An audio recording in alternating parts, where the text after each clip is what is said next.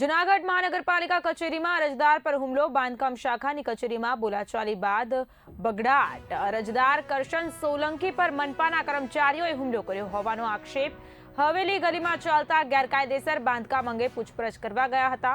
કમિશનરના કહેવાથી હુમલો કરાયો હોવાનો અરજદારનો આક્ષેપ। હુમલામાં ઈજા થતા ઈજાગ્રસ્તને સારવાર માટે ખસેડાયા।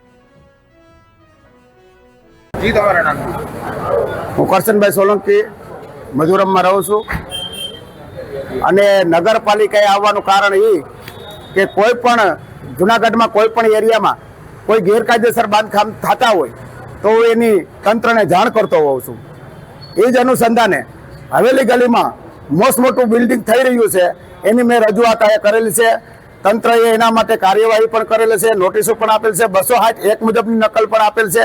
તે છતાંય ત્યાં બાંધકામ થઈ રહ્યું છે તો મેં તંત્રને આજે ધ્યાન દોરવા માટે આવ્યો હતો અને મેં મસરૂર સાહેબને પણ ફોન કર્યો તો મસરૂર સાહેબ કે હું બુકર ફળિયામાં છું, હમણાં આવું। અને ત્યાં જોયું તો કોઈ હતા નહીં ઓફિસમાં, એટલે હું બધો વિડીયો ઉતારતો તો 500 સાહેબ કરીને છે એ આવ્યા અને મને જ્ઞાતિ પ્રત્યે અરજૂત કરવા મને કે 14મી એપ્રિલ આવી તમે ઉપાડે આવ્યા દુનિયાના, તમે તો તમારો કંઈક નિકાલ કરો જોઈએ। મેં કહ્યું ભાઈ તમે બોલોમાં ધ્યાન રાખો, હાવ આવી રીતે બોલોમાં તો બીજા 2 જણા છે ને તેના કર્મચારી 3-4 જણા એને મારો કાટલો પકડી મને જેમ ફાવ મારવા માંડ્યા। એ કે કમિશનર સાહેબે કીધું જ છે કે આ કઈ પણ ઓફિસમાં આવે અને કઈ પણ દેખાય તો આને પાડી દેજો, હું બેઠો છું, હું છોડાવી લઈ।